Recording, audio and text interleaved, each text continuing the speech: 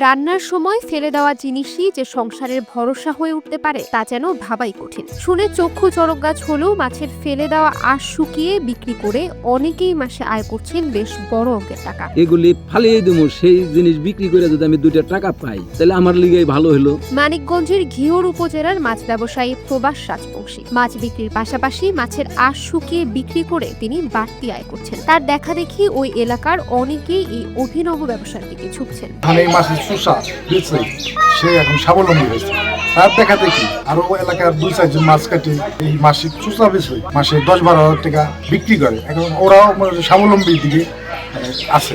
মাছের আঁশ বিক্রির গল্পটাও বেশ মজার। একদিন ঘাটে বসে মাছ কাটার সময় মাধব নামের এক ব্যক্তি এসে মাছের ফেলে দেওয়া আঁশ কিনে নেওয়ার প্রস্তাব দেন। এমন কথা শুনে প্রবাস প্রথমে কিছুটা অবাক হয়েছিলেন, তবে সেই দিনটি তার কাছে স্মরণীয় হয়ে আছে, কেননা সেদিনই তার জীবনের মোড় ঘুরে যায়। একদিন তোরার ঘাটে মাছ কাটবার লাগছি, মাধব নামের একটা লোকে এসে বলতেছে যে তোমরা এই আঁশগুলি কি করো? তখন আমরা বললাম যে আঁশগুলি আমরা ফেলে দেওয়ার পরের কথা বলো নি। মাধবদা বলতেছে তোমরা আঁশ ফেলো না, আমি টাকা দিয়ে কিনে নেবো, তোমরা ধুয়ে সুন্দর করে শুকাইবে, শুকানোর পরে আমি কিনে নেবো। আমি তো শুই না অবাক। প্রথমে মাছ থেকে আঁশ ছাড়িয়ে নিয়ে সেটাকে ভালো মতো ধুয়ে পরিষ্কার করে রোদে শুকিয়ে এরপর বিক্রির জন্য প্রস্তুত করে বস্তায় ভরা হয়। নদীর পাড়ে দিতে ঠিক আছে, নদীর পাড়ে ধোয়ার পরে শুকা দিই, শুকানোর পরে ওগুলো বস্তায় ভরা হয়। সপ্তাহে আগে সে 2 বস্তা আপনি নেওয়া যা হয়েছে, 3,000 3,500 টাকা দিচ্ছে। ভালো লাগে, তো ধুয়ে নিয়ে নেয় বস্তায় দিতে ঘুরে, তাতে আমাদের সংসার একটু চলে ভালো। প্রতি কেজি মাছের আঁশ সর্বনিম্ন 60 টাকা থেকে শুরু করে 100 টাকা দরে বিক্রি হয়ে থাকে। তবে এখন বাজারে চাহিদা কম থাকায় দাম কিছুটা কম পাচ্ছেন প্রবাস রাজবংশী। 80 টাকা দেয়, 60 টাকা দেয়, 60 টাকার নিচে আর কি বাজার আসে না। 100 টাকাও যায়, কিন্তু বর্তমানে বাজার মন্দা, এই কারণে 60 টাকা করে।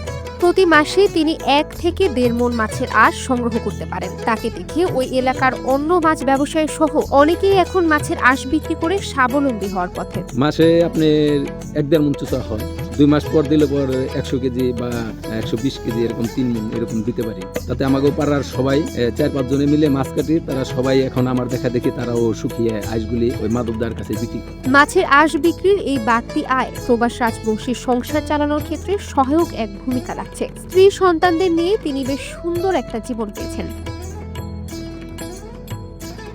মাছের আঁশ দীর্ঘদিন ধরেই দেশের বাইরে রপ্তানি হয়ে আসছে বলে বিভিন্ন সূত্র থেকে জানা যায়। তবে প্রবাস রাজবংশীর মতো খেটে খাওয়া সাধারণ মানুষ এসব তথ্য জানতেন না। তারা শুধু জানতেন মাধব দাস এসব মাছের আঁশ কিনে চট্টগ্রামে নিয়ে যান। মাধবদা বললো একদিন যে মাল আমার চট্টগ্রাম যায়, চট্টগ্রাম থেকে যে কই যায় আমিও নিজে। স্থানীয়রা মনে করেন মাছের আঁশের বাজারকে যদি আরো পরিকল্পিত ও ব্যাপকভাবে সম্প্রসারণ করা যায় তাহলে এটি নতুন কর্মসংস্থানের সুযোগ সৃষ্টি করবে। একই সঙ্গে এই খাতটি শক্তিশালী হলে দেশের রপ্তানি আয়ে উল্লেখযোগ্য ভূমিকা রাখার সম্ভাবনাও রয়েছে বলে মনে করছেন তারা।